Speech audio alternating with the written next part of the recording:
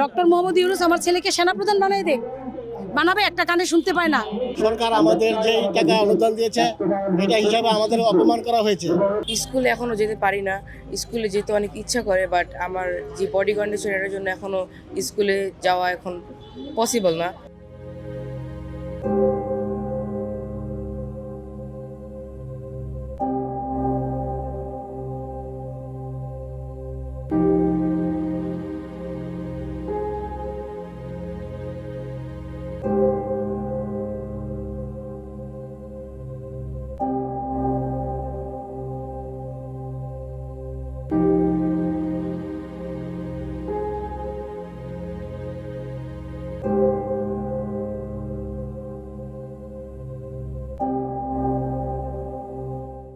এই যে আমার ছেলে, আমার এই ছেলে স্বপ্ন দেখতো সেনাপ্রধান হবে।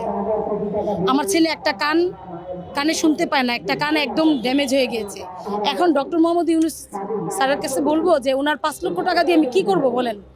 বাচ্চা স্কুলে যাবে কিভাবে? বাচ্চার হাতের কন্ডিশন খুব খারাপ, হাতগুলো খুলে যাচ্ছে, রোদ্রে গেলে হাত আরো বেশি খুলে যায়, সারা রাত চুলকায়। সরকার আমাদের সাথে মানে অপমানজনক আচরণ, অপমানজনক ব্যবহার এবং আমাদেরকে মানে প্রচুর অপমান করেছে এই মানে সিদ্ধান্তটা নিয়ে যে আহতদের জন্য 5 লক্ষ টাকা এবং নিহতের জন্য 20 লক্ষ টাকা। ওরা তো মানে শারীরিক মানসিক সব দিক দিয়েই ট্রমাটাইজ।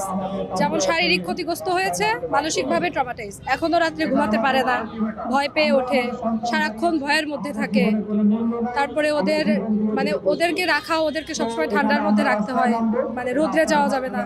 ওদের একটা অস্বাভাবিক জীবনে মানে ওরা জীবনযাপন করছে, অস্বাভাবিক একটা জীবনযাপন করছে। আমরা তো সেদিন সুস্থ বাচ্চা দিয়ে গেছি, আমাদের বাচ্চারও কোনো অপরাধ ছিল না, আমাদেরও ছিল না। ওনাদের ভুল ছিল, ওনাদের ভুলের কাছারত ওনাদের কিছুটা দিতেই হবে। নিষ্পাপ পানগুলা চলে গেল। এটা তো আমাদেরকে অসম্মান করলো, অপমান করলো। এতটা দিন পরে এরা তো আমাদেরকে সরকারের পক্ষ থেকে কেউ কোনো খোঁজ নিতে পর্যন্ত আসে না, দেখতেও আসে না। কিছু না। ইম্পোর্টেড ওষুধগুলা প্রচণ্ড দামি ওষুধ থাকে, প্রতিটা জিনিসের প্রচণ্ড দাম। আর এই বাচ্চাগুলোকে খুবই হাই প্রোটিনযুক্ত খাবার খাওয়াতে হয়, সার্বক্ষণিক এসিতে থাকতে হয়। এক একটা বাবা মায়ের আসলে আয় কতটুকু। আর সবচেয়ে বড় কথা হচ্ছে এই বাচ্চাগুলোর ভবিষ্যৎ। এখন আজকে যে এখানে বলতেছে সরকার যে 5 লাখ টাকা দিবে আহতদের, আর নিহতদের 20 লাখ টাকা দিবে। এখানে যে 5 লাখ টাকা যে আমাদের দিবে, আমাদের তো এই হসপিটালে যেতেই 5 লাখ টাকা সবসময় হবেই নাই। 5 লাখ টাকা আমাদের সরকারের উচিত ছিল কি আমাদের একটা ফিউচার সেট করে দেওয়া, যেন আমাদের ভবিষ্যতে কোনো কিছু করতে গেলে কোনো সমস্যা না হোক।